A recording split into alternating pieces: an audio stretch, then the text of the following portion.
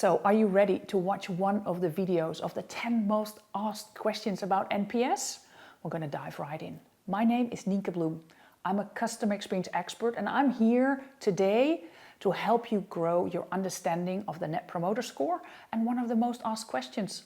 Here we go. Question number 4, I hear a lot. Nienke, tell me, what is a great score for us as a company? And I think this is a brilliant question, but also maybe a little bit difficult to answer because it's not just your company, you have to look at your industry.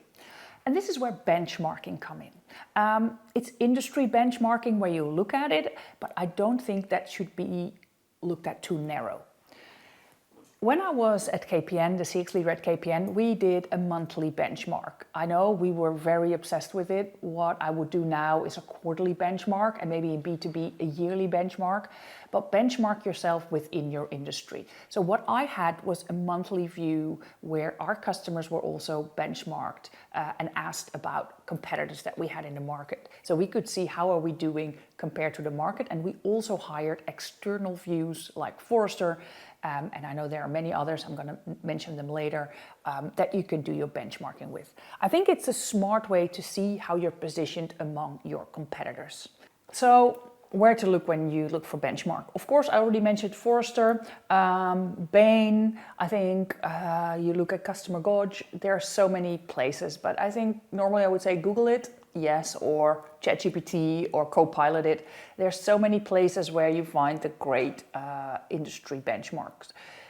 Just to give some numbers, in retail, 64 around, SaaS companies between 30 and 60, finance between 20 and 40, telco between -14 and 24. It also really depends where you're measuring brand NPS or transactional, but that's for a different video.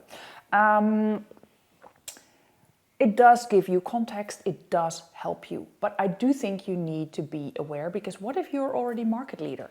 What does benchmarking tell you? Can you just lie down and rest? Just say, well, we don't have to work that hard. I don't think you should. You should see how am I doing in the market, but also keep your competitive edge.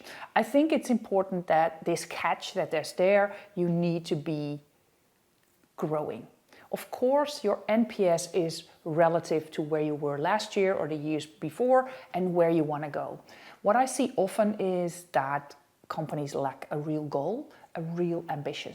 And I think this is where the brilliant companies, they are having an ambition, they put it in the heart of their company, and they don't just look around them, they look at themselves and they focus on where they can improve. They have an improvement and ambitious goal within their mission, vision, strategy. Focus so on progress, not just on averages. Use benchmarks as a reference. I think it's great, it does work to see where you're from a competitive edge, but keep focusing on you and your customers and where you want to go for future growth. So I hope this was valuable and insightful for you. If it was, like the video, of course, always good for my views, and it's nice to get a little bit of love from you. It's like getting a measurement, an NPS.